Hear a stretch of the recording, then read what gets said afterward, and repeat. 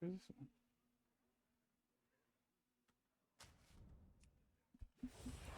Okay, so hopefully we're in a good spot right here. Um,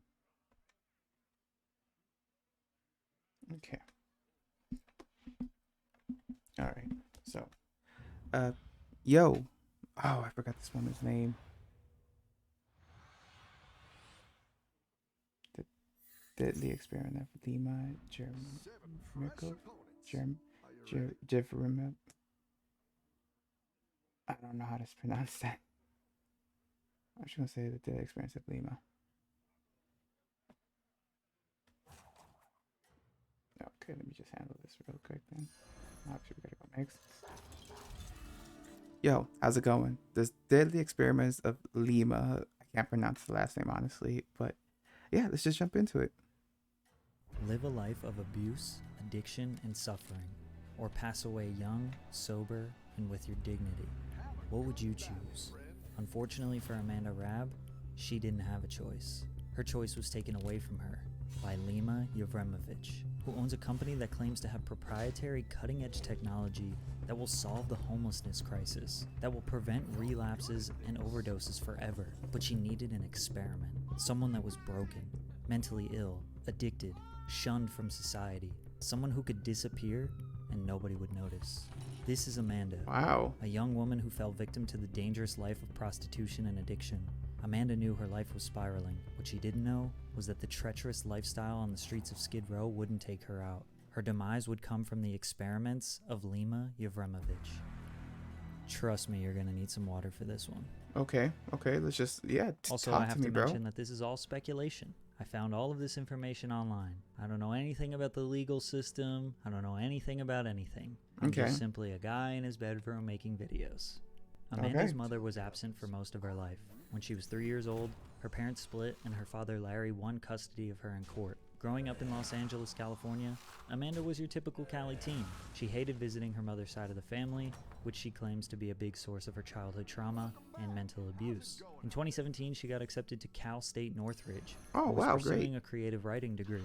Amanda got mixed in with the wrong crowd and began smoking weed and skipping classes. After just 2 years, she dropped out and moved in with her boyfriend. Creating bad habits and missing the structure of school, Amanda had a lot of free time. She experimented with meth and Primo cigarettes, which are marijuana laced with crack. The drug use triggered symptoms of a serious mental health disorder. A breakup with her boyfriend made things even worse. She had to move back in with her father. Larry was concerned with her health and brought her to a doctor, who diagnosed her with schizophrenia and prescribed her medication. Amanda would leave the house and go missing for days, sometimes weeks at a time, just looking for her next fix. Her habits led her to exclusively living on the streets of Skid Row without a home. If you don't know, Skid Row is a 4-square-mile town in Los Angeles where approximately 9,000 to 15,000 homeless people live on the streets, intense and lacking basic human resources. The area attracts victims of addiction, mental illness, prostitution, and extreme poverty.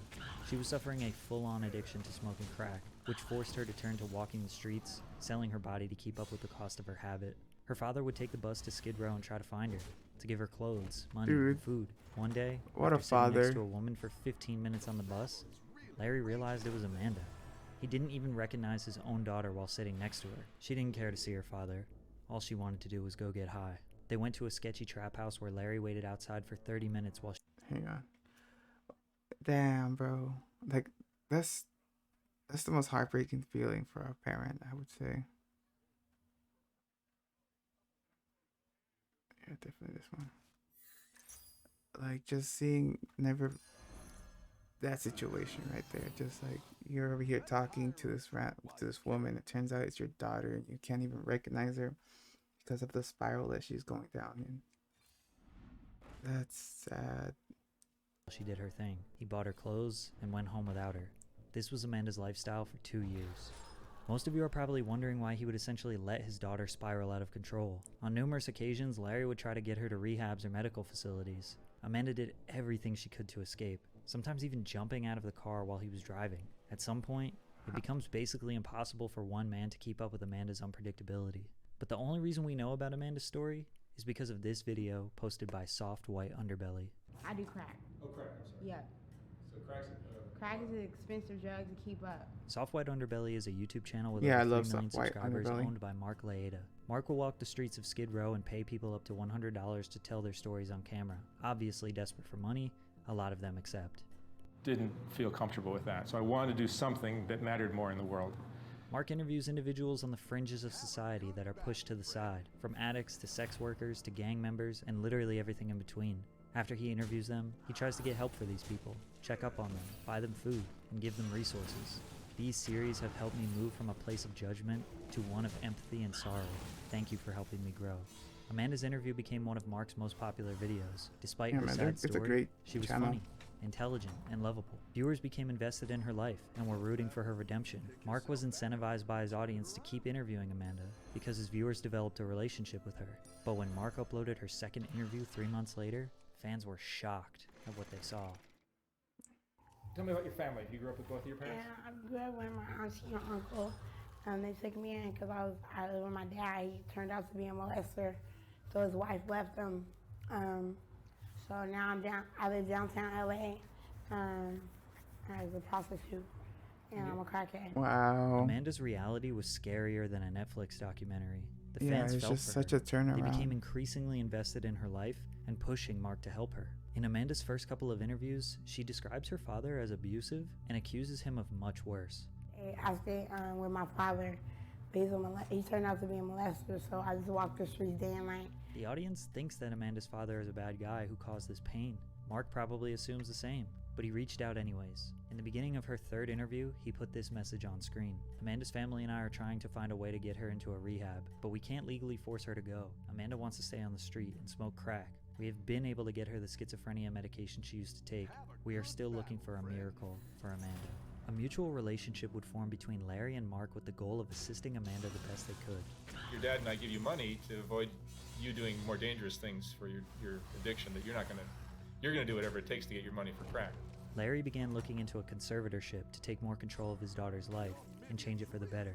A conservatorship is a way for someone to assume legal guardianship over an adult. In order for a judge to grant a conservatorship, it needs to be proven in court that the person in question is incapable of making decisions on their own behalf. While Larry was doing everything he could to save his daughter, things got much, much worse. Amanda beat her father with a pipe. We don't know why. What We the don't know where fuck? they were. We don't really know any details about this situation other than what her dad told Mark, which was that there was an altercation and Amanda assaulted Larry. Immediately after, Larry called Mark and asked him what to do. Mark instructed Larry to have Amanda arrested so they could secure a conservatorship, but Larry wouldn't be Amanda's conservator. That power would be given to Lima. Lima Jevremovic is the owner and founder of Aura, which is a digital mental health services company. They apparently have proprietary Wait. cutting-edge technology that will predict and reduce Are you? Why would like?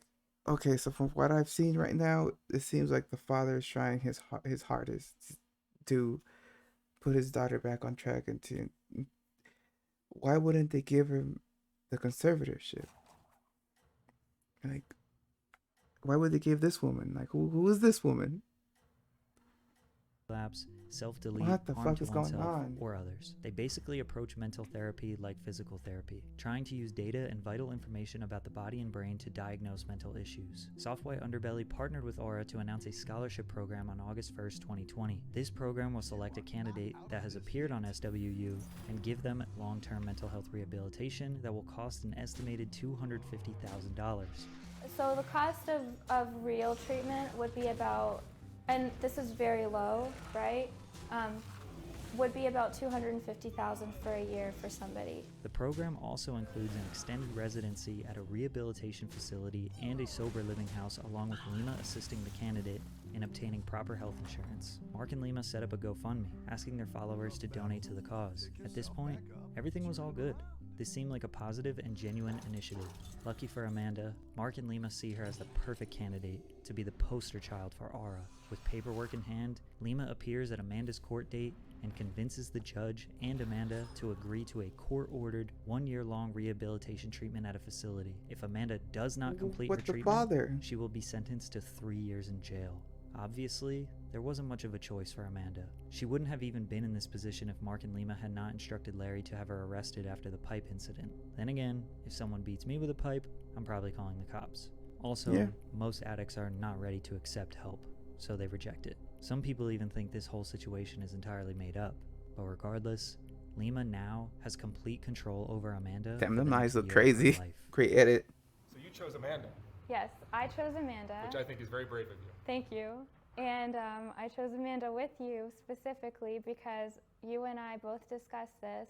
And not only does Amanda have a lot of people praying for her and a lot of people that really want to see her get better. Mark and Lima changed the GoFundMe to show that Amanda was chosen, and Aura resources will be used for her journey and rehabilitation. Amanda was kept in jail for 3 months before being transported to a temporary rehab center in Claremont, California, but ultimately received most of her care at Desert Hope Treatment Facility in Las Vegas. Her first treatment update with Aura is posted at the end of October 2020. Fans were happy to see her being coherent and somewhat mentally sound. Also in rehab, there was volleyball, karaoke, bingo nights, a smoking pit, and daily group therapy.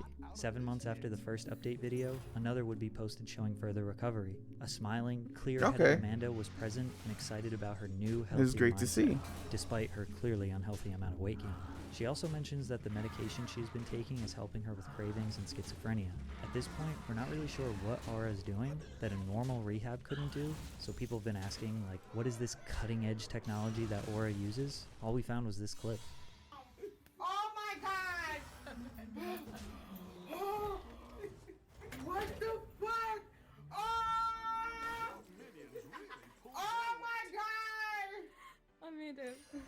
Lima posted this strange video on the Meet Aura Instagram, where Amanda seems very distressed. We think this is the Aura facility, but if they're studying her and using cutting-edge technology, why are people filming her and laughing? She's wearing a VR headset in a room that looks like a Twitch streamer's room, with people laughing at her behind the camera. The video then cuts to Amanda's view from inside of the VR headset, where she can be seen in a virtual recreation of Skid Row, with a massive billboard depicting an advertisement for Aura on a billboard with a picture of Bam Margera and his wife. They claim this is exposure therapy that allows people to face their demons through VR. If that's the case, why the laughter? Why are they running ads in a therapy session? After seeing that post, I began to think about who Lima really is. Why does this video come off so disingenuous? And what makes her even qualified to be doing this therapy? Lima graduated Carleton University and University of Guelph, getting a bachelor's degree in political science. But Lima didn't enter the world of politics. She took a big interest in VR tech and the future of it. She started a blog spot called Move Monster Tech, or current events in the worlds of tech, where she posted about current events and breakthroughs in technology. But it failed because it has to be one of the worst names a company could ever have. Imagine saying to one of your friends, "Did you see what was written in Move Monster today?" Her second company she founded was The Last Star, which was a corrections, education, and behavioral counseling organization with the mission of cutting down the incarceration rate within North America. But only one website describes it that way. Any other mentions of her first company are almost word for word the exact same ambiguous characteristics as her current company, Aura. A keynote to make about Aura is that no one, not even Lima, seems to accurately describe what they actually do in detail. In interviews, their website, social media, it is described in vague wording, copy-paste messages and buzzwords. If we go to the website and look at the products, a drop-down for how Aura works is shown. Clicking this brings us to a page that describes a vague app that is used to monitor patients, and when you click on the Learn More tab at the bottom, a new page is displayed, a template page that has example messages across the entire thing. This is where you land if you want to learn more about Aura. They didn't even finish the website or bother to delete all this filler text. They even have a step-by-step process on how you can get someone into a conservatorship, all with details coming soon. Some people think it's not that deep, it's just an unfinished website. But for someone claiming to have proprietary intellectual property, running experimental VR technology therapy on mentally ill patients, most people thought if Amanda was their relative, they probably wouldn't want her in the care of Aura. She's great. Lima's great. Yeah, Lima came out of nowhere and just kind of made this all happen, didn't she? Definitely. She made a lot of things happen. She's a different person. Yeah, You've transformed Amanda. Because our team is really good at what we do. I think when we first started, I was like, oh man, this could go badly. The soft white underbelly community received the most devastating and heartbreaking news. On May 9th, 2021, Amanda was found dead in her room. She was 25 years old and at that point 8.5 months sober. May she rest in peace. She proved everybody wrong. She'll be remembered for her strength. The community was absolutely floored by this news. They made peace. She passed with her dignity, with strength, clear, coherent, and sober. Lima and Larry were the ones that broke the news to the community. The treatment center staff walked into Amanda's room thinking that she was just peacefully sleeping and realized that she had passed away. Well, I know that they did a toxicology report. All she had in her system was Tylenol. She simply passed in her sleep. Now, there was a toxicology report, but no autopsy at this time. So Lima tried her best to explain how it is possible that Amanda passed away naturally. Brain trauma, from obvious mental issues, and even brutal beatings on the streets. Her going from severely underweight to very overweight in a short period of time. A long history of drug use was enough to deteriorate someone even if they are sober. It's not out of the question. When someone does that much damage to their body and brain, any day could be their last. So when I met Lima, it was just a change in my life. The community didn't hear much about Amanda until Lima posted a video 4 months later of her giving a touching speech at Amanda's funeral. But it was when the autopsy report came in 7 months later, in this video, where people started to raise suspicion. And so they just marked it as a seizure disorder. If they had gone the route of doing post-traumatic epilepsy, if the traumatic brain injury and the assaults were well documented. Firstly, Amanda never had seizures and died of a seizure. Secondly, this video talks about Amanda's autopsy for exactly 1 minute and 49 seconds. Then the rest of the 17 minutes, Lima talks about how to solve homelessness, how California spends $16 billion per year to keep homeless people on the streets, how Aura has a plan to solve homelessness for cheap, how Aura has a supplement that you can buy, and how Amanda's treatment was so effective and essentially proof of how they can successfully solve this much bigger problem. The video is nothing short of an advertisement for Aura. People started to think that Amanda was just one big experiment for Lima's company. One of those people that was curious was BJ Investigates, or That Surprise Witness. They're the same person, who I must thank for the hard work that she's doing. She's a lawyer and YouTuber who dives deep into court documents and other legal documents to fact check what is being released to the public. And she exposed some lies. BJ got a hold of Amanda's official autopsy report. Lima lied about Amanda's death. The term seizure disorder is mentioned nowhere. Amanda did not die of a seizure. Looking at the official documentation, it is clearly stated that the cause of death is this. Amanda Rabb died of cardiac arrhythmia. Hypertension, obesity, and schizophrenia were all contributing factors. Hypertension is high blood pressure, which is probably caused by obesity. Amanda was not obese before Lima's care. Also, remember when Lima said that Amanda only had Tylenol in her system at the time of death? The document shows that she was prescribed 5 different drugs nightly to help her remain in a normal state.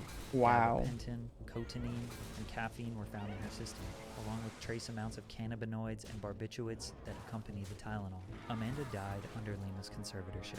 Aura's treatment and their rehabilitation technology were not successful because it was supposed to be 1 year and she was supposed to survive. Plus, for it to really be successful, Amanda would also have to remain sober and integrate back into society. She lied. There is no arguing against it. But why?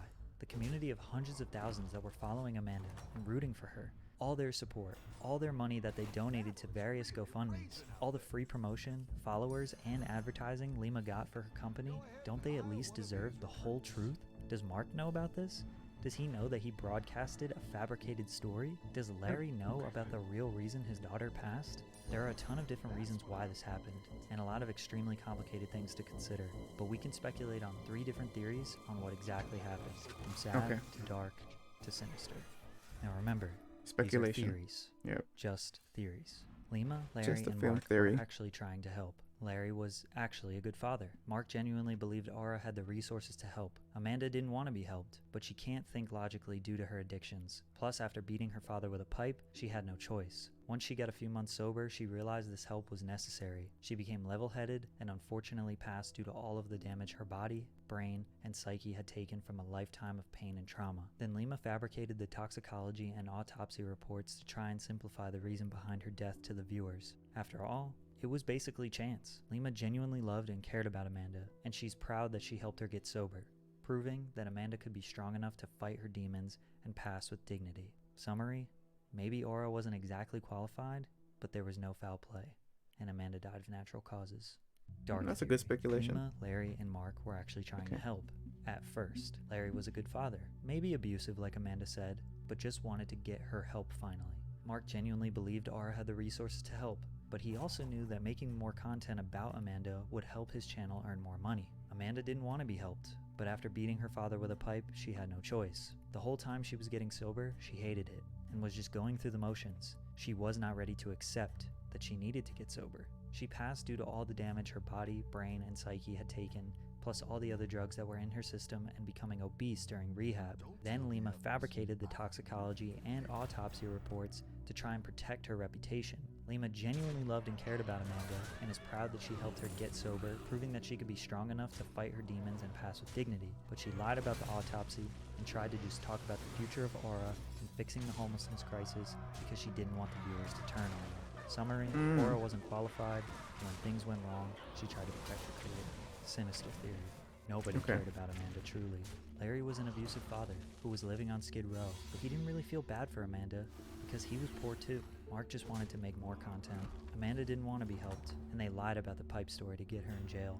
Lima saw this as an opportunity to run a risky and dangerous rehabilitation experiment on her. She knew the money they raised would go into her, Larry, and Mark's pockets. They billed the insurance companies in Amanda's name and took all the money while not giving Amanda the proper care she needed. The whole time Amanda was getting sober, she hated it. They knew they could get away with any version of the story they wanted to because nobody would believe Amanda due to her addiction. She passed due to all the other drugs that were in her system, becoming obese during rehab, and neglect, since she was merely an experiment. Then Lima lied about the toxicology and autopsy reports to try to protect her reputation and because she didn't think anyone would care enough to look deeper. And now she has enough data and proof that her methods work to lock others into the same predatory conservatorships. The summary, Aura wasn't qualified. Nobody really cared about Amanda since she was a burden to all of them. They milked all the money from the Damn, bro, this is sinister. Amanda was nothing but a lab rat for Lima's company. Wow, okay. You can let me know what you think. The sad thing is, Bam Margera might be going through the exact same thing because Lima just got him into a conservatorship. But we'll talk about that in the next video. Wow, really? I did that. Okay, that's wow, that blew my mind. I don't know. I'm hoping it was the first one, you know, because the father did sound like he really wanted to help her.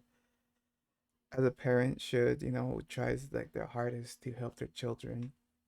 I really am hoping that was the first. The second one, kind of, you know, seems. Yeah, this is a crazy video. Yeah, rest in peace, Amanda. Though, definitely. You know, at least she tried. You know, she tried to get it together. Fortunately, you know, she passed. Whew, that's crazy. This is a crazy video, bro.